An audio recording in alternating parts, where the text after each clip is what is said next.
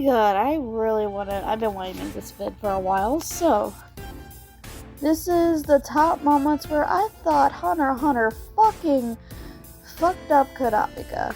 And one of the biggest moments in this, the series that I think went freaking dark. Okay, the York knew. And I'm just gonna straight up say it, bro.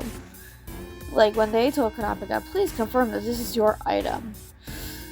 Oh, but anyway, Kurapika, when the auction happened, Kurapika, and this goes with this scene, this is also fucked up. Like, Kurapika, I get, like, with revenge, it's not good, because it can end up going out very badly, but I can understand from a certain extent, because he lost his entire family, his clan, and their eyes got taken.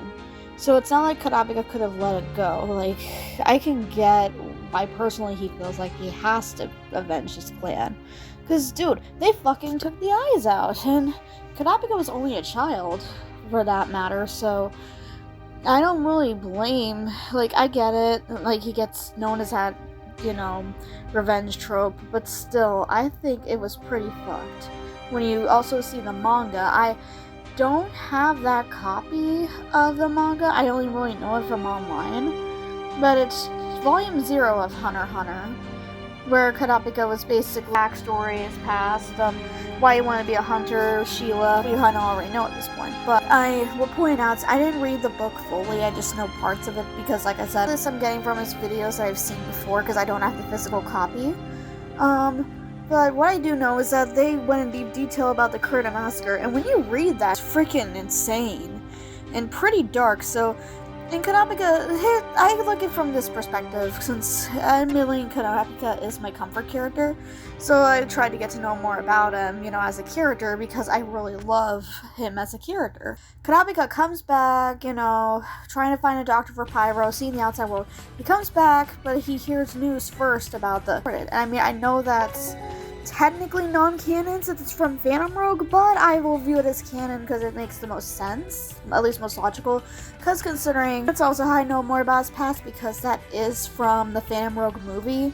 But basically, what I remember is him saying that he found out basically about the massacre, on the news report, and it was widespread. So think about this, he just left his clan, thinking he could come back to them, and then while he's out, he hears that his fucking family got massacred. That's freaking bad.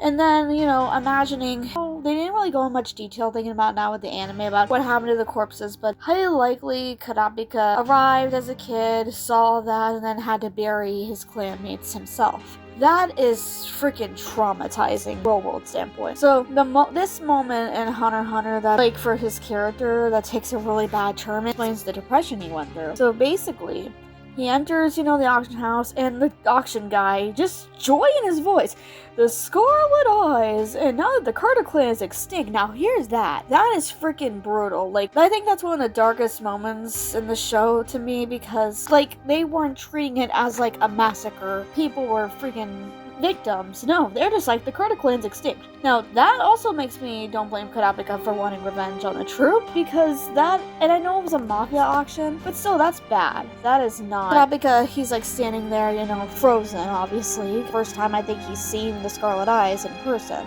I know that he was kind of hired to get the eyes, but at the same time, I think he was trying to at least get some kind of possession of the eyes, whether it was from under Light Nostrad's or Neon's possession.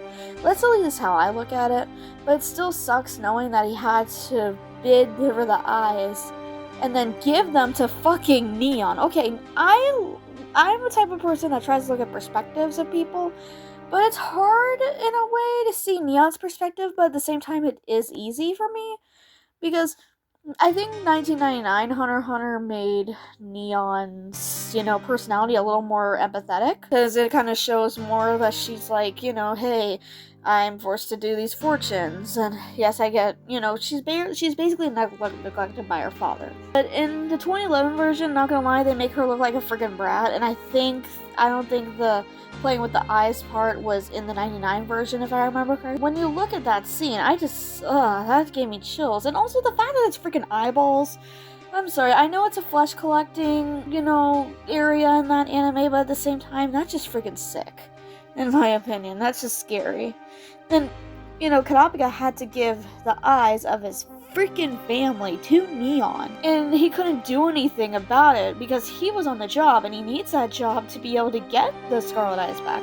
So it's not like Kurapika couldn't be like, what the fuck, give them back and then run away. No, that's not how it worked. No matter how many abilities he has, he probably wouldn't have been able to do that shit. I don't know, that's just...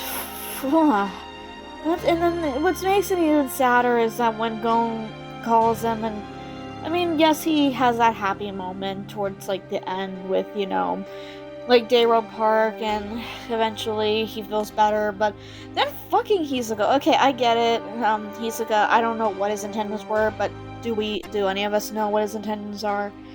Yeah, Hisoka texted Kurapika about the Phantom Troop being alive, and his rage kind of spiked, and I don't know, he has it fucking rough, and I think that's one of the reasons why I like him as a character, because he can be so relatable, and also you feel bad for him, and you just want to give him a freaking hug, and yes, I am a simp, but still, as a character, I'm like, bad, because they never showed the massacre in the anime, or even in the manga panels, they never showed, and obviously for good reason. But it just makes me feel like when Kurapika's called the typical revenge trope, I'm like, yeah, but at the same time, I get it. Like, a lot of people say he's a blonde Sasuke, but I don't really watch Naruto, but based on what I've seen from Naruto, I feel like Kurapika has a better... I mean, I don't know, I never seen Naruto. I could be I could be wrong. So, please don't destroy me in the comment section. But I think Kurapika's story is definitely more fleshed out, and his revenge story makes sense when you consider what Togashi added, like the details that we did get. Anyway, I've been wanting to make this vid for a while. I might do more analysis videos. I got inspired to make analysis vids. So anyway, thank you, Hunter lovers. And I might not do ASMR as much. I just haven't been motivated. But I think this is a good, if I do want to do something else other than edits. I think this is a good start. Anyway, peace out, Hunter lovers. Bye.